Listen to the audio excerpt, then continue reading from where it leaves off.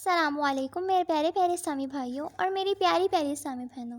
آج ہم حدیث مبارکہ سنیں گے جس کا موضوع ہے اللہ تعالیٰ کا غضب اور اس کی رضا۔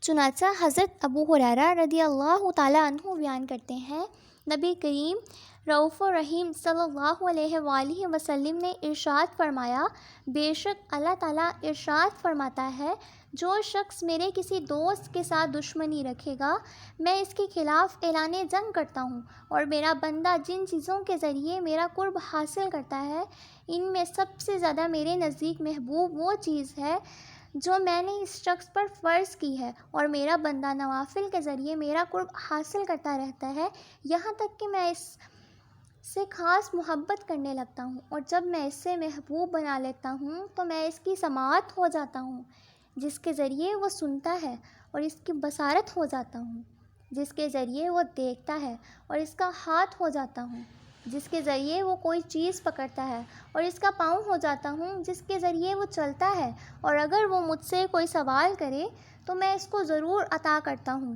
اور اگر وہ کسی چیز سے میری پناہ مانگے تو میں اس کو اس چیز سے پناہ دیتا ہوں۔ سبحان اللہ۔ میرے پیارے پیارے اسلامی بھائیوں اور میری پیاری پیاری اسلامی بہنوں، آج ہم نے بہت خوبصورت حدیث مبارکہ سنی ہے۔ امید کرتی ہوں آپ اس حدیث مبارکہ پر عمل کرتے رہیں گے۔ امید کرتی ہوں آپ نے میرے ویڈیو کو لائک، شیئر اور سبسکرائب ضرور کیا ہوگا۔ فی امان اللہ۔ اللہ حافظ۔